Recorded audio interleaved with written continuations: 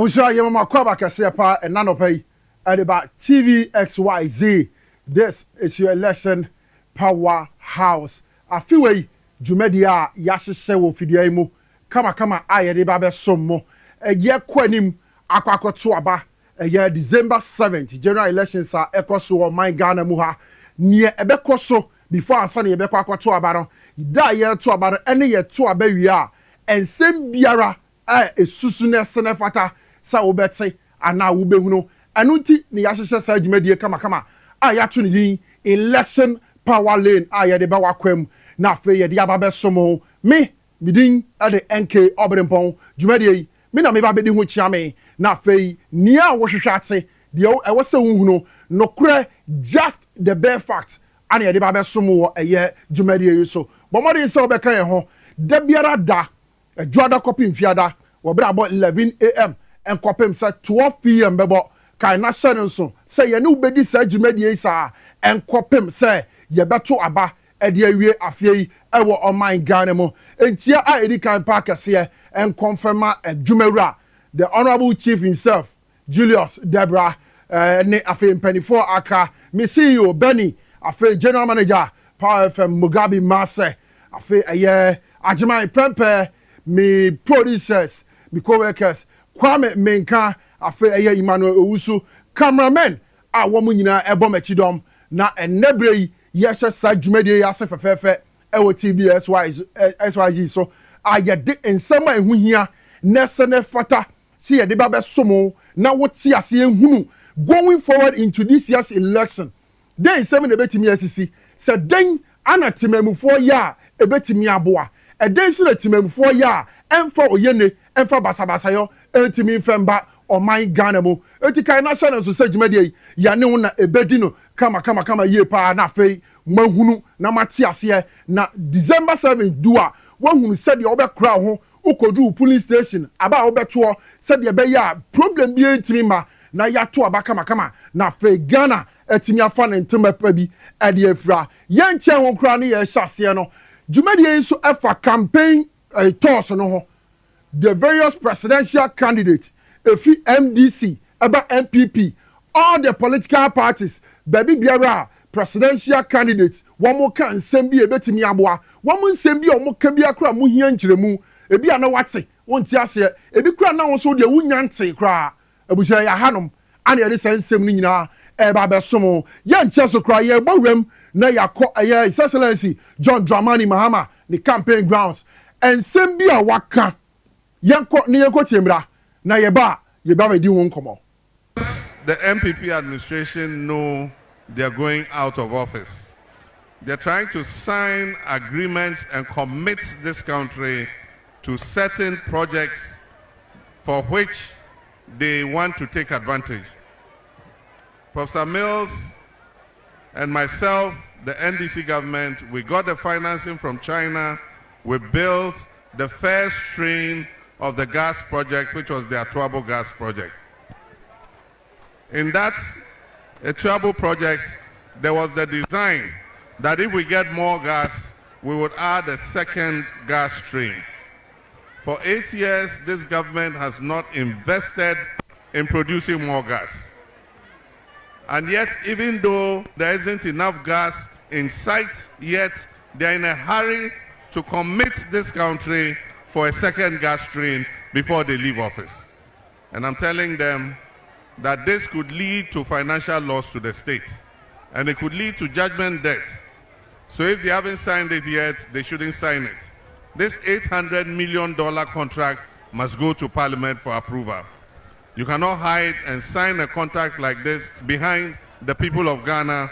We will hold you to account if it results in judgment debt. Okay, so inti utie nsema His Excellency John Dramani Mahama a ye franketufo edema NDC amanyo ko ne kana o se Atuabo gas a ebesi ho a enu provide gas ne eho niema no MPP amanyo ko eba aban mu emfie nwotwini bibibiere ni ho a wo mabomodin se anka wo de ka ho se beye na nka Atuabo gas ne begina ne naso etimi produce more gas ewo oman Ghana hanom nanso sabrace CA ya wo ka sei one person almost sign another gas deal of about $800 million. $800 million. And some for ye different dealer. Anka senkomo de anwodin said ye wo hono de da. Na nkoma pejemu a ebetimi abomodin na nka niam etimi asese na gas etimi aba adoso a ne buon so betimi akofom e wo man Ghana mu a nanso wo mu eja atobo gas ne ho asan yakwakoye new project e sign new contract over $800 million a sabri anka nseseye wo hono wo mu mpese wo betimi kura e de sa deal afa parliament as the usual processor abribia aban pese oye bibi no odi ko mrahye bedwam na mrahye bedwafo e bomodi na nka omodi omonsa hyase ansa no watimi aye no this $800 million deal MPP for e pese omo sign e another gas project ho no enya de omo pese omo de fa ho wey ana ye president John Dramani Mahama eka se enya de beboa enya de senefata efise betimi ama omanyi ahwiri sika dodo pa enya de kuma ntebe yanka sadil no mo mfa mo nsa enhyase abuso ye beko ye next video so and ano doctor Mahamadou Bawumia wabreko no okasa afa anti LGBTQ+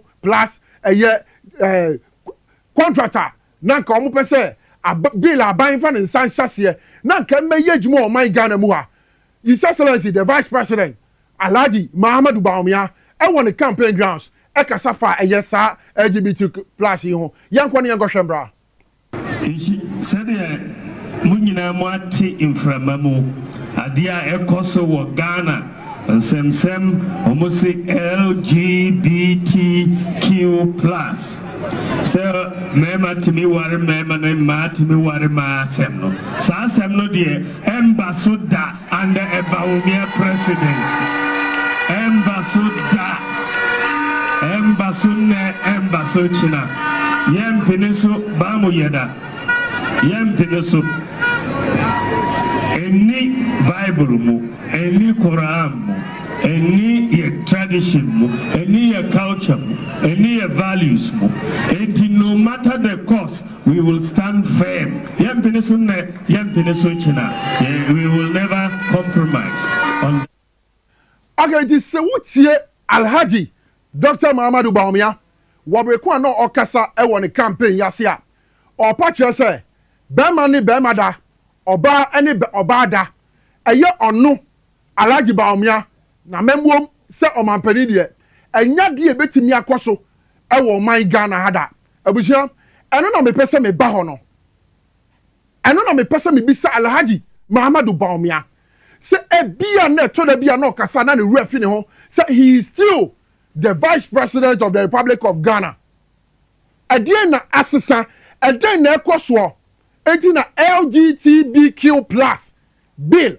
Masebeja fo abom modinya ka o madwena bom. Se nko mampani na nado dan kwaku fado. Together with himself, Dr. Mahamadou Bawumia, akomu betimi di omo nsa hyase na beye mra wo manimu.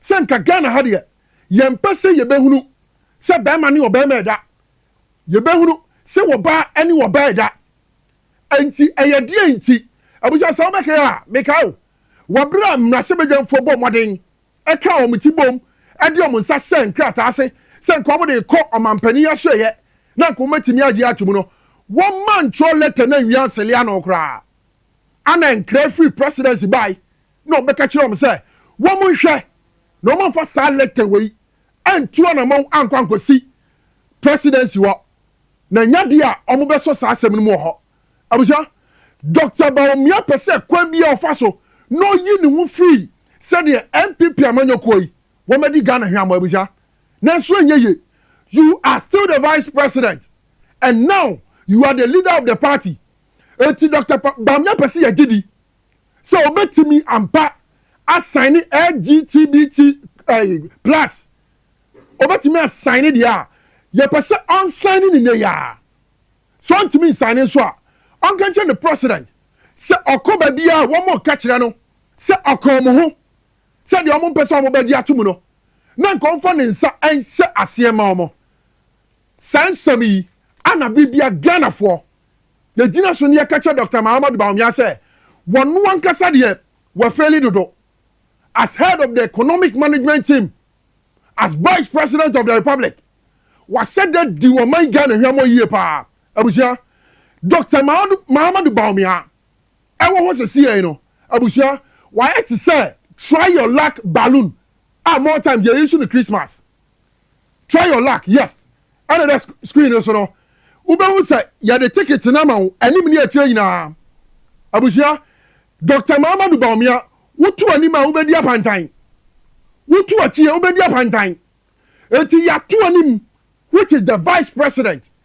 Wasanki yehunu Dr. Bawumia ne mfaso. Ya dani achire na yenim na ye mistake wo man Ghana mu ha. Ekoto abade ma Dr. Mahamadou Bawumia. Na obetuo na nado dankwa kufuado.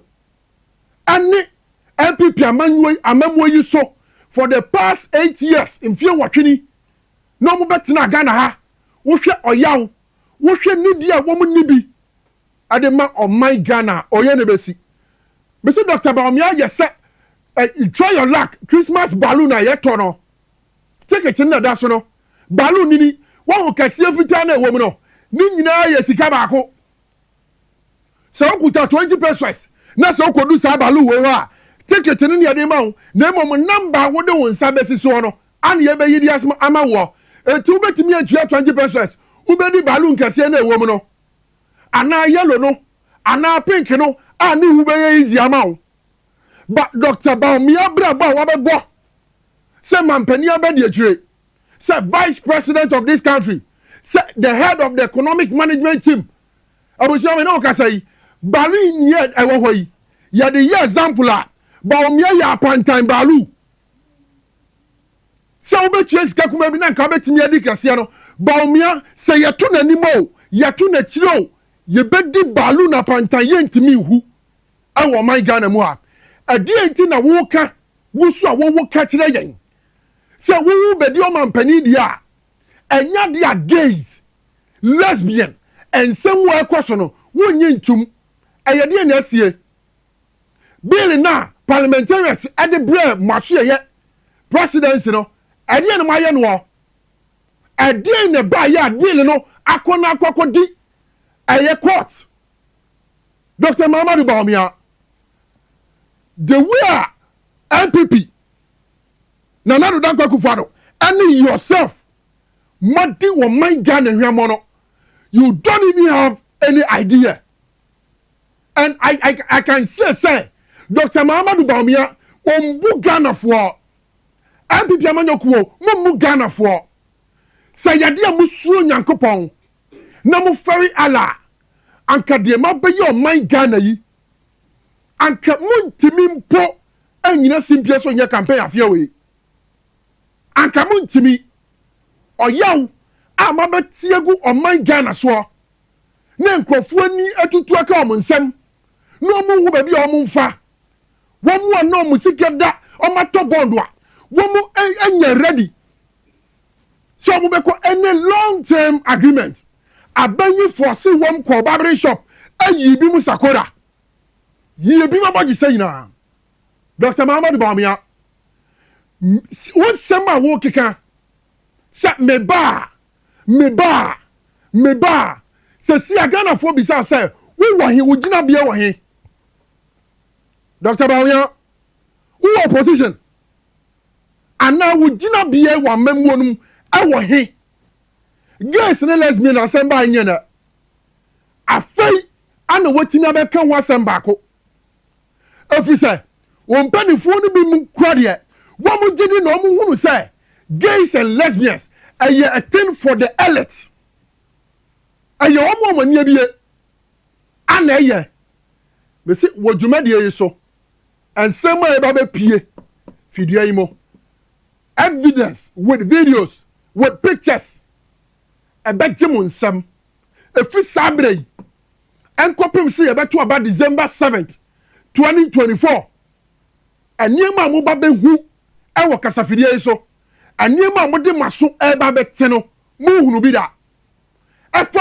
MPP amanyoko yi ho just keep your fingers crossed the entia ehu se afie yi mo de mutubi e be tai Dr. Mahamadou Bawumia ɛne yɛ bibi amanyɔko na kyɛbusia yɛtoa so akɔ yɛ next video na afei yɛtumi ato adwumadie no so yɛkɔ John Mahama camp nsɛm bi a wasan yaka ɛwɔ ne campaign trails no so yɛnkɔ ne yɛkɔhwɛ mmra Ezu enti yebi bia atwe asan national health insurance wokɔ a enye para a unya hwe ɛwɔ hospital ho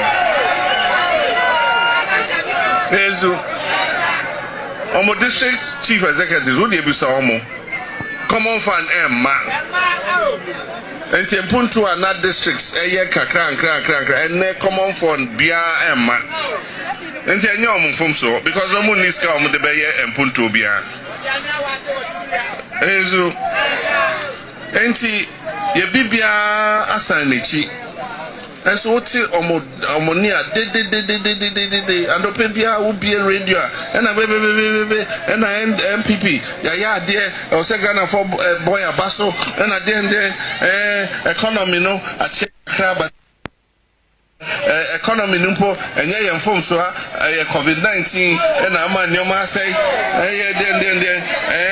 wo kan wi yes o de bi enye COVID-19 munya COVID-19 Auditor General say 21 billion ebedi mo samude na mode enye COVID-19 po a Russia ni Ukraine for kontokwa no eno na ka ho na nyoma ezu ano de nyame de che omo every before ya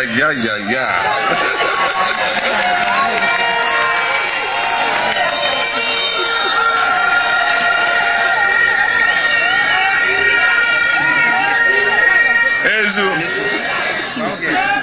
yes nipa eni omo ndi echini nipa ba ko nipa no nisika awa beda nisika ni endi na echini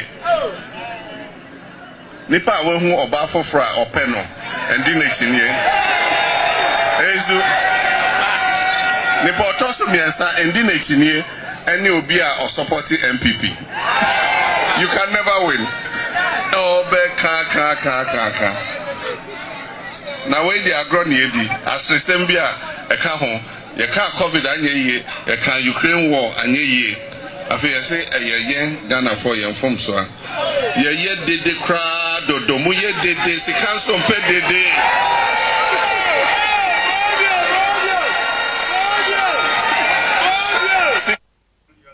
okay it is what share is excellency John Dramani Mahama a ye Frankatufo edema ndc amanyoko na wutie ne nsem oka of course so say one mighty mamuni bi anim say economy way adensem economy ya ye wom sese yi atete apro apansam bebe biara ni wa eya ahomka eya nigye ewa economy ya ye wom sese yi na APP amanyoko a omote so omonim so omafeli omadincho wo kasa omobeka ne bebre nanso ye de economy ya maomo na bedu sabia yi sabre ensem omoka eye blame games won mo hwehwe ba bia won betimi di omani akire no maka kire Ghana for se enam eno so ana ama eye sa niema yi antimi ankoyie amfa ma economy no omadi kan di bia se COVID omadi bia se Russia Ukraine war as a report by from Auditor General say COVID nankasa o man Ghana COVID betu etigu yenso no and my yesika over 21 billion says can omadi yadan 19 na yen womadi COVID in some etata yensa hwe COVID level ya tue o man Ghana mu a eti COVID no anka eyenshira kura sinsa ne MPP 4% say aye no me de ama omo eno ana ama economy no ati o nsam say ye woman na ebe fa dollar no na around 4 cities 2016 no mo ka se e wo soro dodo woman ti ase adanti na niema je nsam sa and that dollar no almost 17 Ghana cedis and almost the se COVID and Russia Ukraine war and on a president they can want some se sango for yentimi nyomo ni bio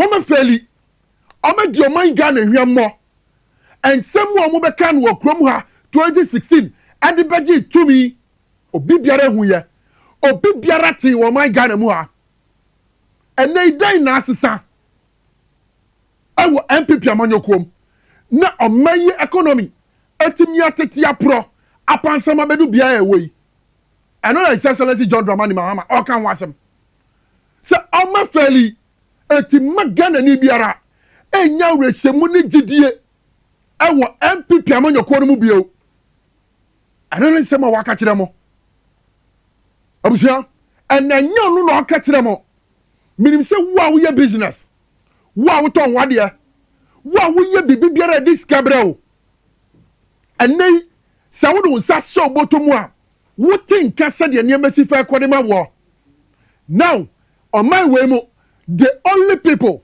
who are enjoying aye enkrofo mo ti aban mu no more Flagstaff House wo mo pene kuta ska no businessmen or mu business a collapse o my Ghana ha nya asem getwa eti denti ayedie no magina so na after o masem etimi akoto aba ade ama Dr. Mamadou Bawumia ene MPP se wo mo nsan entina o my Ghana so yo abusia ade no betwe ho na after yewura MPP for asye ye bio yakọ Dr. Matthew Opoku Prempeh running mate ade ma MPP amanyoko no ni nsem bia okokekan eno ne ebesi yankohwe video ni mra on de obi anim se Ghana ha ofa microphone a na ono akasa ne party krom yam hyehyewam enti Ghana for nye surprise se oye loose talk a na so yanko ti asem we mra na fe yanto admedi ne so chief imam se ma akasa ho ti na ye muslimini na so do kokobo joka hey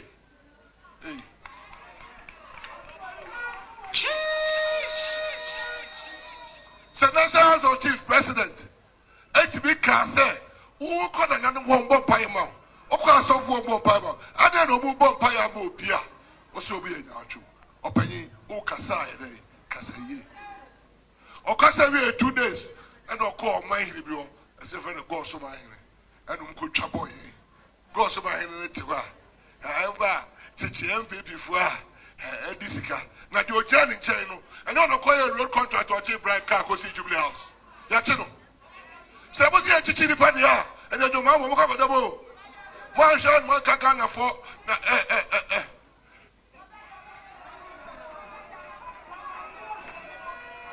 Oh, Mamma from no, and can send be Emanency, Nessia, Ghana for I almost a Jew for Radwana Kay and Chanadiache. Debbie. Sir NDC for say, Oboba, Obachi MPP Atuma, the prison that. Okay, so Dr. Matthew Opoku Prempeh in his element. Na awo one element mu awo said what then ho abetre wo man Ghana. No man Ghana ehunu wo said Osifatia. Now they want to do tribal politics. I'm go around. Anna say, "Oh, you Muslim ah? To what banner say? Anna say, oh, Ashanti regional. Now to what banner? At the Mawaya and the what born wood ya." Dr. Matthew Opoku Prempeh. Ghana for bisa say NPP for money policies. Dr. Matthew Opoku Prempeh say oko campaign grounds.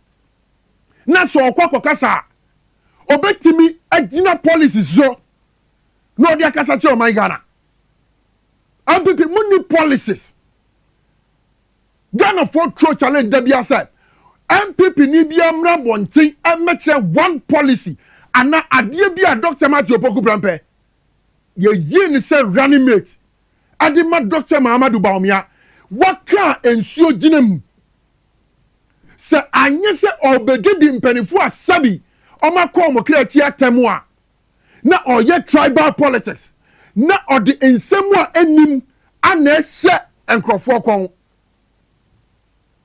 ye na eti Dr. Matthew Opoku Prempeh ananti yebetimi ada sori da kubako se de wo ye ne hui se de okesa ade gu mpanifo a mabɛbo ɔman yi ho ɛkɔ ho fi mpanifo a motie ɔmo baabi na ogu ɔmo ni ntia ɛyɛ no nti ne yɛtu so wo anaa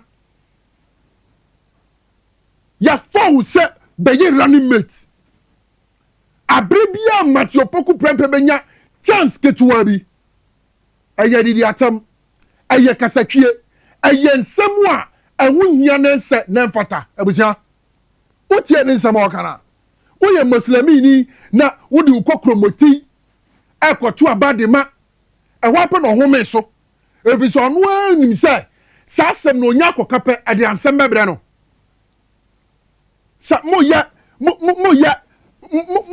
amamuo no afei religion sɛ wɔyɛ wɔyi ɔntoma wɔyi wɔn nso firi ha deɛ ɔnkɔtoma wɔyi MPP running mate Dr. Matthew Opoku Prempeh and ahyɛ saa nkɔmɔ n'ase a wɔdie abusua den nti ana ɛwɔ sɛ ɛba ne saa Matthew Opoku Prempeh afei Ghanafoɔ ɔmo so ɔmo bɛkyerɛ mo sɛ tumi na ɔmo anɔm de ma mo na ɔmo ahunu sɛ MPP foɔ mo ni bibi papa bia ɛde ma ɔman Ghana ɔmo bɛgye tumi na afiri mo nsam abusua yɛkɔ yɛ next video na afei yɛakɔ akɔhwɛ a broadcaster a wɔn nso nsɛnkyerɛ dwuma yi a na ɔyɛ ne nsɛm bi a wakeka a ɛwɔ sɛ esi afie wei waka de ato wɔ na saa bere wɔka wie ne dɛn na asie yɛnkɔ ne yɛkɔhwɛ ɔkatakyia firi fa mensa video ne mmra ne yɛnto dwumadie no so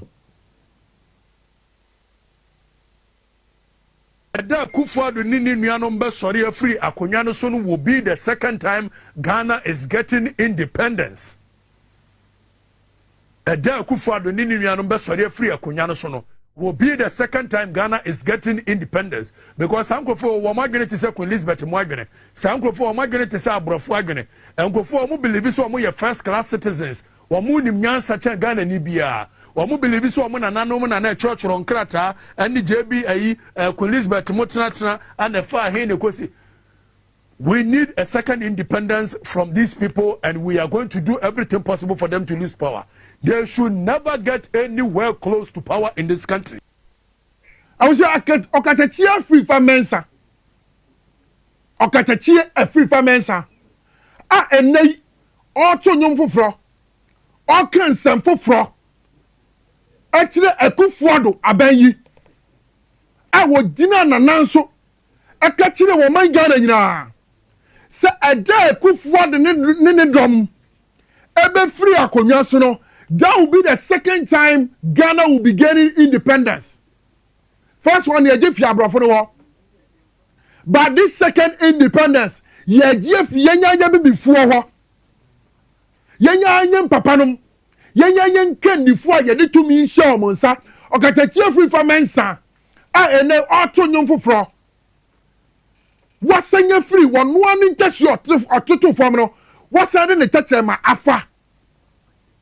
Na wakoko di MPP amanyo ko nachi na wokan safo from ono no kan asem we okatache si ada Kufuor ne dom ebe free akonwa we si no will be the second time on my Ghana edi independence and then na esesa mo mi so okatache free fa say eye eden anasesa on my Ghana mu a ama nanui akokodi na chie abusha no kura nyina bedadi our election Powerlane so we are serving you with just the bare fact aya fa show team eto katache fifa ni nsem okan ye ana mayidi a kyerem no efi enade kura se wo so oka bibia na fe wahunu ba bia ofiri na ode ba abusia ye ko next video so na fe yakwakohwe Dr. Nyaho Tamaklo asem oka kyere yen ewo the year 2016 ansan ye koto aba ediama na nadan kwa Kufuor Ghana ha Dr. Nyaho Tamaklo ye hwe video nimra. I believe Kufuor has that trick to pull. He can't. I will say Ghanaians will learn a bitter lesson of leadership if he wins. That's all that I will say. A bitter lesson as in how? I say a bitter lesson of leadership. Leave that to me. That's all. Ghanaians will learn a bitter lesson of a leader. Dr. Nyaho Tamaklo, a founding member of the New Patriotic Party in the year 2016. I know yes, I video way. Also, one you say, woman Paniaku Fado, a bit me a many year, aquasiquan biaso. Only it is a gun of one normal to Abamanwa. Yanibe ya better yaw, ye be who yaw, ye be your pain. I want my gun ha, yentie. I don't know Ghana for us here to warning. And your fun, Dr. Mamadou Baomiaho. Say we're failing as vice president, we're failing as a head of the economic management team. A team more be a funny Didier, and in the need as well, and send a movie Abusia. Yan Chow, you be moving your next video so now for ya twa a year Jumedian so. Ye caught a year Samira Baumia, and also in 2016, and send your catcher of Kafani Kuno. So, economic messiah. Young video also. A vice president, you head the economic management committee of the country. Into economic policies now will be driven by you, and also it will be directed by you. Into I know say he's competent in that area. He's got the focus, he's got the mindset, he's got the experience in macroeconomics, and even as a general academician on ni mejuma ejumane ena onoso ewo adwempane akomapa. Minimum video no nyina mo hwaye na motin semana Samira Baumia Dr. Mamadou Baumia ne yere noka 2016 wase ne kunu eba na economics mu dia ohun no bi kura ode na titi ne ho wa bi ne ye wa kodari mu as academia as what as head of the economic management team no he has what it takes so betimi am o man Ghana for ne ntuma pa bi afra eye den anasesa we keep asking. Dear Dr. Baumia Beye, Wabua, or minor fan into my pabia, and a ding, and a quacosie. Obja, Yan Tonkoso, na fay, yan fa Jumediano, video so no NC, na interviews on yan fan tour, a year Jumediano so. Yan Cotier is excellency, John Dramani Mahama, Nin Sampo Gusuka, I want a campaign so okono. Yan Cotier video number. Nana Akufo-Addo was saying, talking about the currency, and if you remember that video, he says in President Kufuor's time $1 equal to 1 cedi. In Mills Mahama time $1 equals to 2 cedis. You remember that video? And that because of that, myself and Professor Mills should resign. $1 to 2 cedis. Because of that, Mills and I should resign. But he said, I know they won't resign because the money under the table is sweet. And so we won't resign. But that the people of Ghana should vote against us and send us home. And he said something. He said, that is why I'm bringing a young man from the Bank of Ghana. He helped Kufuor to stabilize the city. Very vivid video. And so the young man from Bank of Ghana came and became the running mate and became the vice president. Today, that CD Akufo-Addo was complaining about, where is it? 17 CDs to $1. So, if the main reason they brought you was to stabilize the city and stabilize the economy, and in 2016 you were giving lectures about how to stabilize the economy, lectures about how to grow the economy, lectures about how to stabilize the currency, and today you can't talk about economy. Head of economic management team, and now you say that, oh, you gave your advice, but if they didn't take it, it's not your fault. Government does not work like that. Government is one of collective responsibility. If you give your advice and they don't take it and things are not going well, what do? You resign. That is what a principled person will do. If you give your advice and they don't take it and things are not going well, you don't stay in the boat until it is sinking and then you say, me, I gave my advice. You should have jumped out of the boat. But you stayed there. And then today you want to distance yourself from it. Hey, that mess they have created in this country, all of them, the day inside, they are part of it. Nobody can extricate himself. And so they must expect the harsh judgment of Ghanaians. But the point I always make is, if you serve in public office, expect to undergo public scrutiny. If you don't want public scrutiny, you don't want public accountability, go into the private sector. Run your own business. You can wake up whatever time you want and go to work. If you make your money, you can spend it however you want. You can buy a car, you can buy a motor, you can go to beer bar and drink with your money. Nobody will come and ask you why you are using your money like that. But when you accept to hold public office, then you must be prepared to be accountable. Because the money you are being paid with, the money you are managing, is the money of the people of Ghana. And if you are managing a person's money, you must be prepared to account to the person. And that is why I say MPP have to go so that we can hold them to account.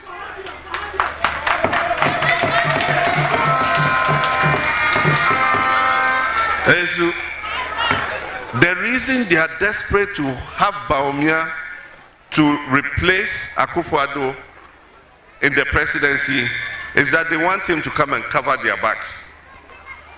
There's no way Bawumia can prosecute Akufo-Addo.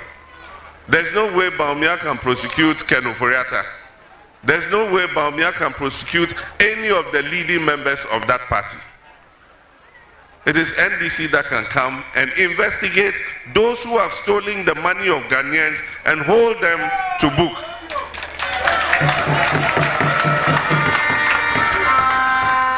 It is NDC that can do that. And so for Ghanaians to have accountability, the NPP must leave power so that we can investigate those who have stolen our money. And that's why we've launched Operation Recover All the Loot. If you have stolen Ghanaians' money, you can be sure that when John Mahama becomes president, we will come after you and retrieve that money for the people of Ghana.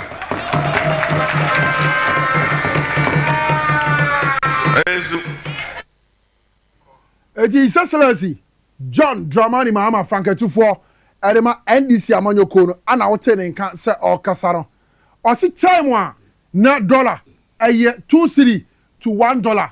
President Akufo-Addo equally out on them on it a year the former late president a year John Evans Fifi Atamels say a be young common see from every akunyano so resign if it's not dollar no a year 2 cedi to $1 a be young common resign a year President Akufo-Addo ne kasa asem no ade kire wam nanso enei ehim fa na dollar na kwa kodu enei dollar ne te sen a won de omgusu ti akonwa so na omunsi fam ya etisa wohwe sa niema we nyina na ni se wode tumi no ehye MPP fo ansa bio se womonyi womfa nkoye dade womaba be dincho woma feli omagu oman Ghana ni mu ase wom nsem omoba no omobe kan ye enye sa nete se obi dollar eye 2 cedi to $1 na wo sin kon resign no sifam anei na nado dan Akufo-Addo wo dollar no eyesan woni Dr. Mahamudu Bawumia mo dollar no yesan ana muguso amote akonya so a Dr. Bawumia kura se pe kwan ni wo babadi na mo san ka se wabo moden asisa to se obedi so a wo be biara wa for man Ghana sika ano His Excellency John Dramani Mahama obeji sika no ya man Ghana bio na de ntia MPP fo ani abere na ekwan bia so omopese omode Dr. Mahamudu Bawumia ese Ghana fo kon ane se e wo se Bawumia betena so na bone biara wo madie no otimi kata omoto adema omo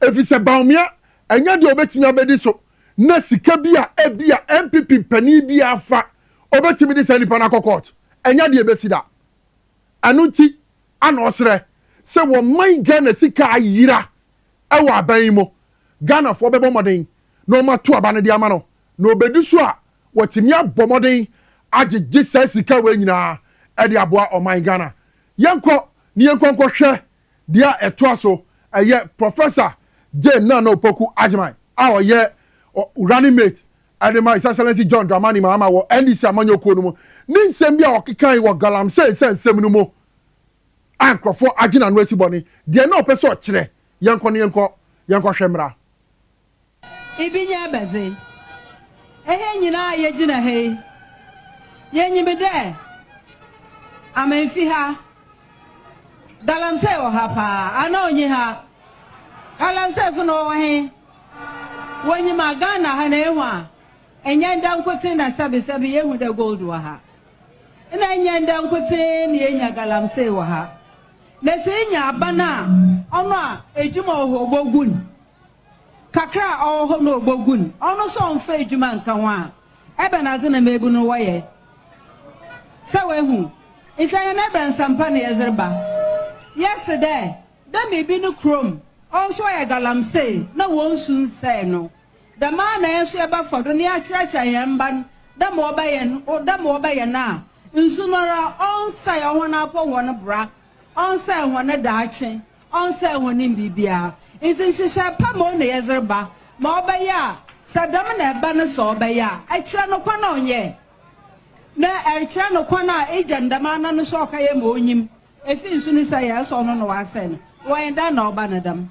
nsu no ya asampa kura eti se utie eye Professor J Nana Opoku Ajimai a oye running mate Adema His Excellency John Dramani Mahama ni nsem oka ani se Nyankopon yadom na se wo mo ba aban mu a wo mo be bomoden na o ma kire kwan pa o mo betimi afa so atu efom agudie se de be ya ense yensuo yen forest ani yen sase na fa bibia etimi aye kama na mom enye se womu eka se galamsey ni nyai na omu ko tinafie na kwamoniom dabi omu be ye adwuma na mum ewo so omu nya ne kwampa so a emma mese yensuo amese yensase yen forest ni betimi egu wo so the report aba bebre free hospitals se si amene wo de ka sei yetimi wo abofra bi yese nani ba ko ni ho ye wo abofra bi yese ne sani ho okay yanko ahamano so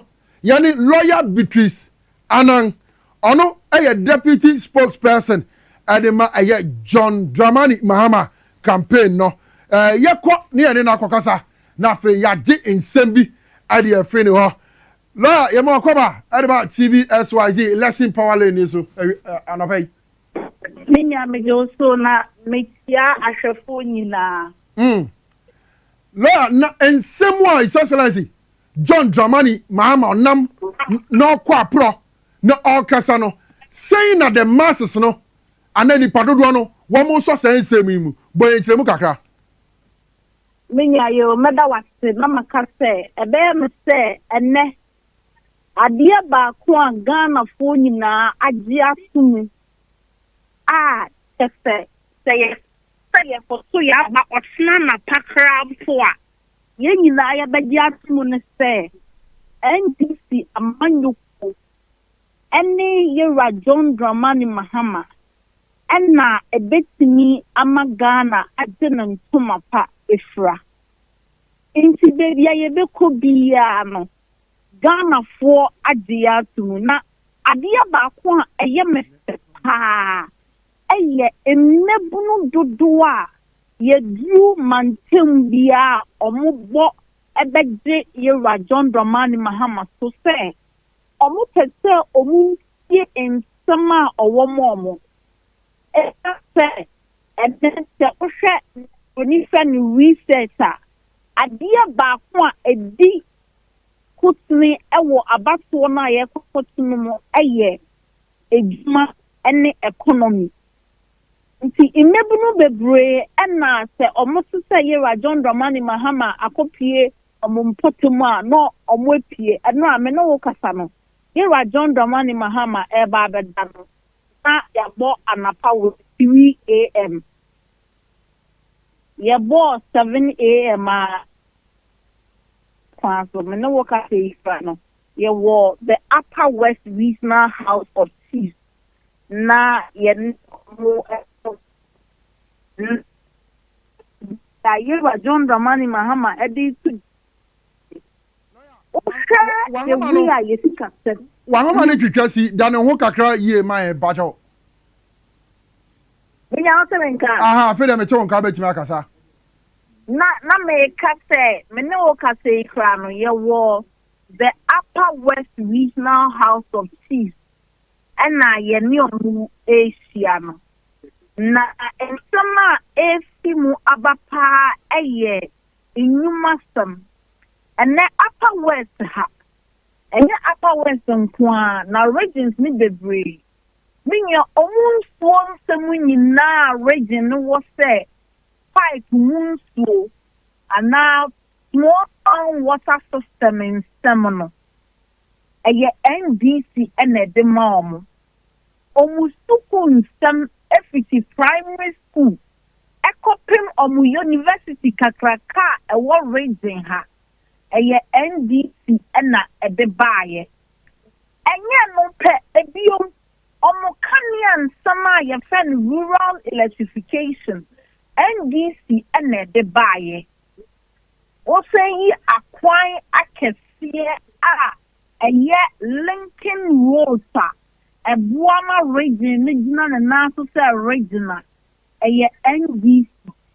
Inti na enya Upper West hankwa minya yako bunu east, yako bunu, yako ahafo, yako Volta region, ya Greater Accra, ama yako ye Upper East.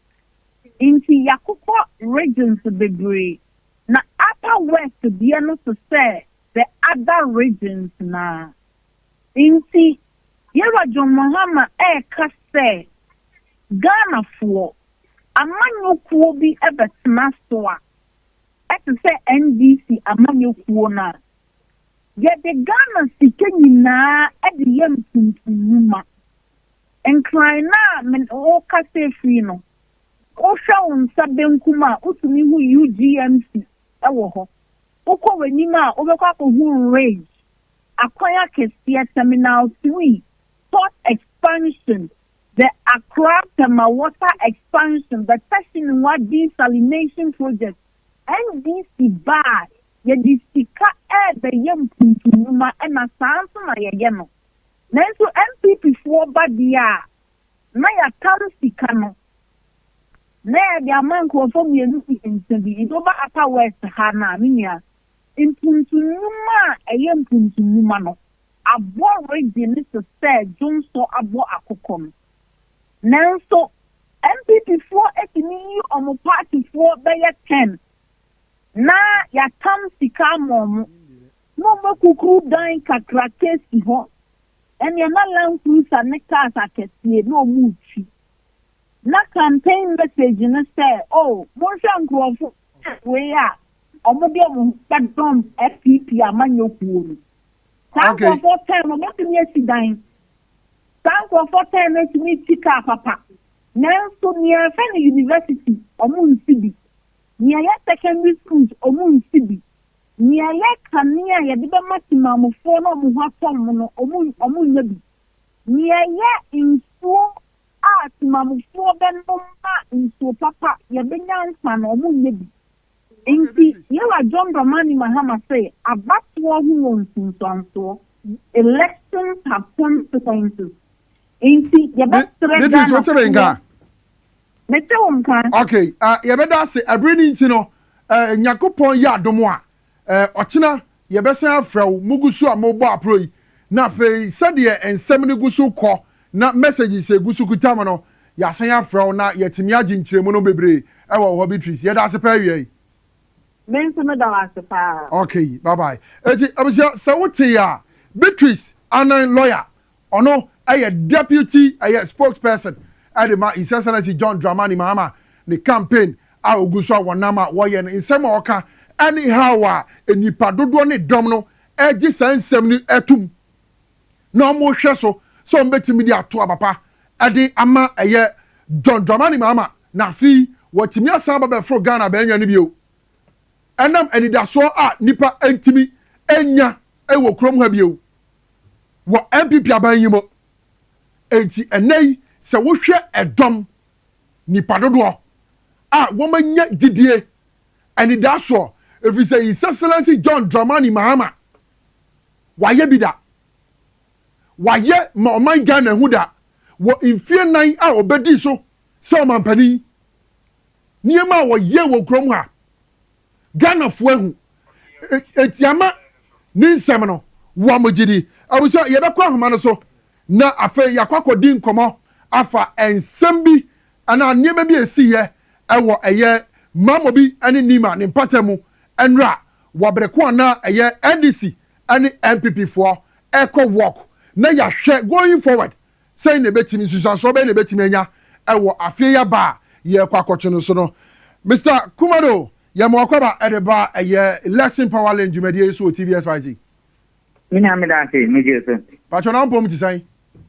bacha me hoye nice one enra MPP ni NDC for enya ntawantawa kakra ewo ni mama mobi ni mpatam wo baabi na omo kwa work na omo nyina ko hyiai na dane etu otwetwe na dane dadetwe edane opira ne bro uhwe as a security analyst uhwe ne yesi nra ya going forward into the 2024 general elections aye be ye no December 17 mu no ye betimi ahu se niema bi sei ewo eye elections no na niema bi sei be ba kwa be ne emfa so anyi emfemfiri ho.